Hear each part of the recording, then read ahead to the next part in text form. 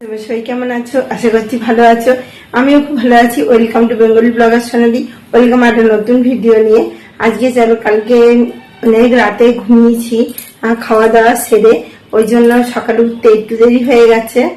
আর 11টার সময় ঘুম থেকে উঠেছি, উঠে বাসন কোসন মেজে যাবতীয় কাজকর্ম সেরে চলে এসেছি রান্নাঘরে। চলো রান্নাঘরে কি রান্না করছি তোমাদের এক ঝলক দেখিয়ে দিই। আমার ভাত হয়ে গেছে, আর এখানে দেখো পেঁপেটাকে একটু ভাপিয়ে নিয়েছি। অনেকদিন পর পেঁপের তরকারি করব ঘি গরম মশলা দিয়ে।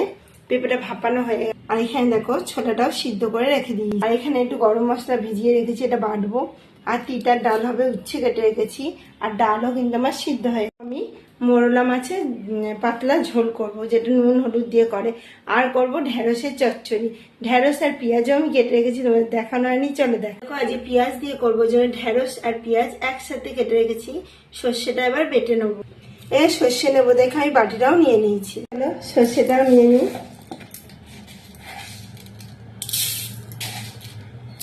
কালকে অনেক কটা কাজ ছেড়েছি, লাগেজ গুছিয়েছি, খাটের তলাটা প্রচুর ময়লা হয়েছিল, ওগুলোকে ঝেড়ে পরিষ্কার করেছি। ওই করতে নিতে অনেক হয়ে গেছিল। আর রাত হয়ে গেছে ঘুমোতে ঘুমোতে, খাওয়া দাওয়া করে প্রায় 2:30-3টে বেজে গেছে। অতগুলো লাগেজ গুছানো, টুপিটাকে আরও অনেক রকমের কাজ ছিল, সেগুলো গোছানো করে ঝরে শুতে। তা চলো সর্ষেটা বেটে ফেলি, গরম মশলাটা বেটে নিই। তার আগে আমি তিতার ডালটা ফোড়ন দিয়ে দেবো। তিতার ডাল করবো। ডালটা বললাম আমি আগে দিয়ে সিদ্ধ হয়ে গেছে। আর এখানে দেখো কড়াইতে তেল নিয়ে নিয়েছি, ফোড়নে দেবো রাঁধুনি আর একটু সর্ষে। দেখো আর দিলাম একটা ছোট্ট শুকনো লঙ্কা। আর এর মধ্যে দিয়ে দেবো উচ্ছেগুলো। সুন্দর একটা স্মেল বেরিয়েছে। দেখো উচ্ছেগুলো আমি দিয়ে দিয়েছি। আর এর মধ্যে একটু আদা বাটাও দেবো।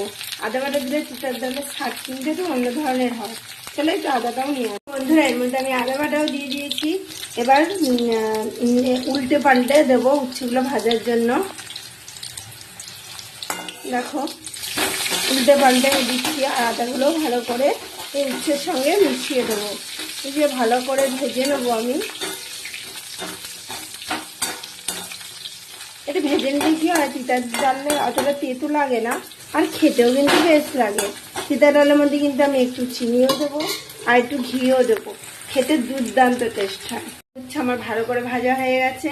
এবার আমি ডালটা ঢেলে, দেখো বন্ধুরা কড়াইতে আমি ডাল দিয়ে দিয়েছি। ডাল ফুটতে লাগুক, ততক্ষণ আমি মশলাগুলো করে ফেলি। বন্ধুরা ডাল হয়ে গেছে আমার, পাত্রে ঢেলেও নিয়েছি। আর এদিকে আবারও কড়াই চাপিয়ে দিয়েছি, ঢেঁড়স চচ্চড়ি করবো। আর হ্যাঁ দেখো সর্ষে বাটাও শুরু করে দিয়েছি, আর এইটুকু আছে, বেটে নিলেই হয়ে যাবে। যতক্ষণ সর্ষে বাটা হচ্ছে ততক্ষণ আমি ঢেঁড়সটা একটু তেল দিয়ে ফোড়ন দিয়ে ভাজাটা চাপিয়ে দিই।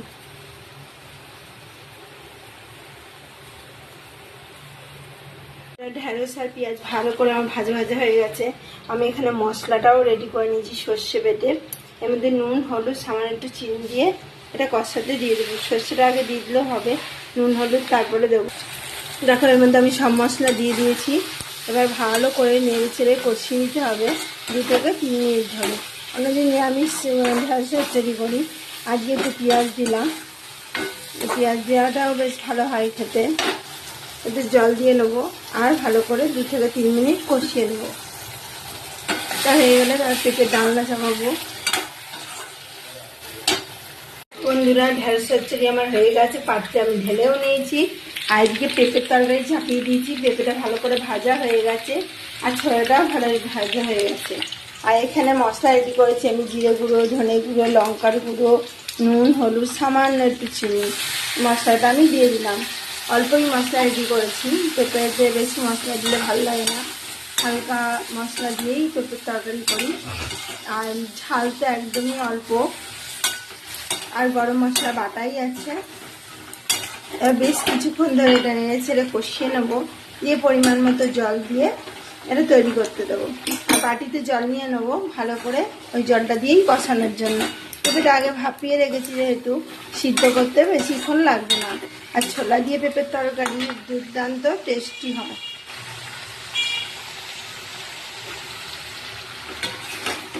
কিন্তু বেশ কিছুক্ষণ ধরে একটু কষাতে হবে, 2 থেকে 3 মিনিট ধরে কষিয়ে নিয়ে ভালো করে নেড়ে ছেড়ে তারপরে পরিমাণ মতো জল দিতে হবে।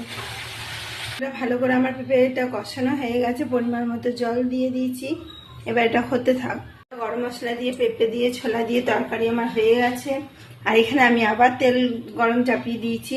আর এখানে অল্প করে মশলা নিয়েছি, মৌরলা মাছের পাতলা ঝোল করব। এর মধ্যে দিয়ে দেবো গোটা জিরে ফোড়ন। দেখো বন্ধুরা, এখানে মৌরলা মাছ ভেজে রেখেছি। আর এইদিকে চিংড়ি মাছ আজকে করবো না। এখানে দেখো মশলাটা আমি দিয়ে দিয়েছি। এবার কিছুক্ষণ ধরে নাড়াচাড়া করে পরিমাণ মতো জল দিয়ে দেবো। এটা খুব অল্প মশলাতেই ঝোলটা হয়, সেটাও কিন্তু টেস্টি হয়। খুব ভালো করে কষিয়ে নিচ্ছি। আর একটু জল দেবো, দিয়ে আমি কষাবো। এবার যে পাতলা ঝোল খেতেই ভালো লাগে, বড়ি থাকলে বড়ি দিয়ে। তা একটুখানি কষিয়ে নেবো আমি। দেখো ঝোল আমার কষানো হয়ে গেছে। আমি এবার এর মধ্যে পরিমাণ মতো জল দিয়ে দেবো। এটা বললাম যে খুব বেশি মশলা লাগে না, কিন্তু ঝোলটা টেস্টি খেতে হয়। এবার মাছগুলো আমি দিয়ে দেবো, দিয়ে আরেকটুও জল দিতে হবে। এইটুকু জলে কিছু হবে না, এর মধ্যে আরেকটুও আমি জল দিয়ে দেবো। দেখো পরিমাণ মতো আমার জল দেওয়া হয়ে গেছে, আর মাছগুলোও আমি দিয়ে দিয়েছি। এবার ফুটে তৈরি হয়ে গেলেই নামিয়ে ফেলবো। দেখো মৌরলা মাছের পাতলা ঝোলও আমার হয়ে গেছে। আমি এবার পাত্রে ঢেলে নেবো। এটা ভিডিও আমি এখানেই রাখছি। আমার ভিডিও যদি ভালো লেগে থাকে অবশ্যই চ্যানেলটা সাবস্ক্রাইব করবেন, লাইক কমেন্ট শেয়ার করতে ভুলবেন না। কাল আবার নতুন ভিডিও নিয়ে খুব শিখে আসি। সুস্থ থাকবেন, ভালো থাকবেন, সবাই ভালো থাকবেন। বাই।